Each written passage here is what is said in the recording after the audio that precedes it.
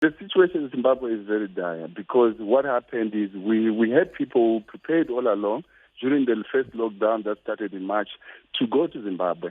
So as they prepared to go for holidays, we thought, both governments are communicating that people will go and come back.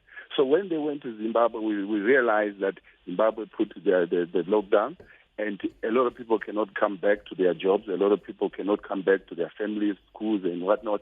And also, the 30-day lockdown is restricting the movement within Zimbabwe itself.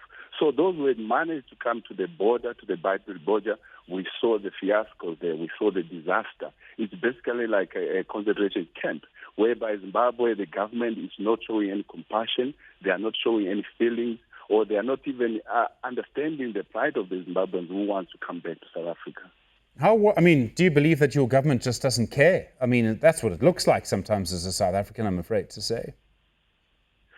Our government, these are the moments that we thought our president, if he cared for his people, you break his leave. You come out and go to the border or send a minister to represent or talk to the Zimbabweans to say, this is the situation. We will help you to go back to the lockdown in Zimbabwe, and after 30 days, then you can come back to the border and cross over. But we didn't see that happen. All he did was stay wherever he was.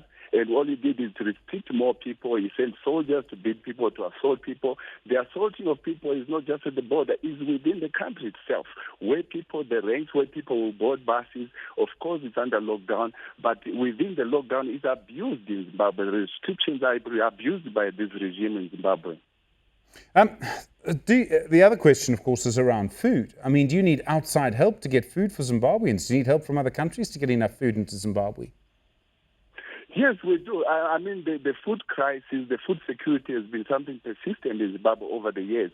Remember, it started with the chaotic land reforms. We've never recovered ever since. So what you see now is the symptoms. These are the symptoms. We are failing to address the cause of these problems.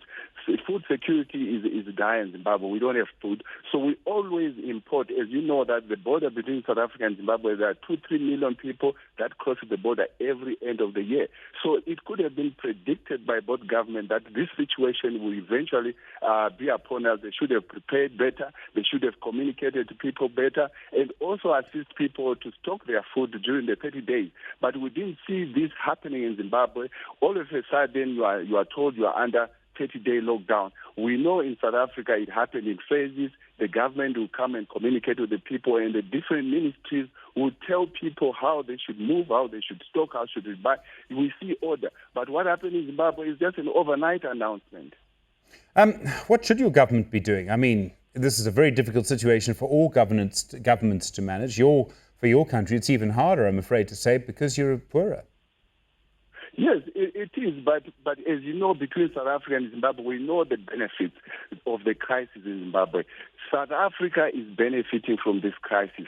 So we should not only look at the humanitarian crisis, we should look at the economic impact. We've seen the rise of exports of raw materials into South Africa from Zimbabwe, your gold, your diamond, your nickel ore, and these companies which are buying from Zimbabwe are South African companies.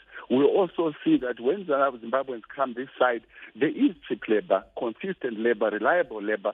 All these are economic benefits that translate to the GDP of South Africa, that translate to the balance sheet of South Africa. So, of course, the ANC government is not serious about resolving the crisis in Zimbabwe. If they were serious, they would understand that the cause of the problem is the regime, is the rigged election. It's an election that when people in Zimbabwe, they wait for 5 years to choose a government of their choice, that decision is not respected within SADC region. That decision is not endorsed by African Union. So they prefer to go with ZANU-PF. And ZANU-PF has created a mechanism of sustaining themselves in power while it's assisting the South African government on the other hand. It's an interesting comment that you make when you say that. There was a moment ago, we spoke to Tendai Biti. I'm sure you'll know him from the MDC. I mean, he's a party that's in competition with you. He said that our President Cyril Ramaphosa should intervene in the situation in Zimbabwe. The African Union should intervene. Do you support that call? Do you think it could really be done? Yes, we support. It's long overdue. Mnangagwa is not new. This man in charge in Zimbabwe is not new. He has been in government since 1980. So we thought with all that experience is going to get us out of this quagmire. But what we're seeing now is a dire situation. I concur with Biti that we need international intervention. Not only that, even towards our election, we need a 6-month period whereby we have a transitional government. All of us are allowed to campaign. All of us are allowed to have access to national resource so that we can address our situation. What we have now is we cannot fight this monster. We don't have the apparatus to engage. All we could do is to vote. So when they vote for a government of their choices, that is overridden and endorsed by the South African government. So I concur with Biti that we need to go beyond South Africa, beyond SADC, and up to AU and UN so that they interfere and intervene in Zimbabwe right now. I mean, the problem, of course, Mr. Machona, as you well know, is that unless the Zimbabwean government agrees to allow another government in, it's not going to happen. I mean, there won't be this intervention. We know that they will never agree. That's why we're calling for higher powers. If they would agree, they will resolve our situation. Right now, we are waiting for people to die. And most of the numbers that are communicated from Zimbabwe are understated. They are not the correct numbers. People have been losing life for the last 6 months from COVID, but Zimbabwe will record 2 people, 3 people, 10 people. It's not genuine. It's not correct. So we really need international intervention in Zimbabwe. Marco Machona, I really do appreciate the time. Thank you, President of the Zimbabwean Opposition Party, the African Democrats TAV. I do appreciate the time.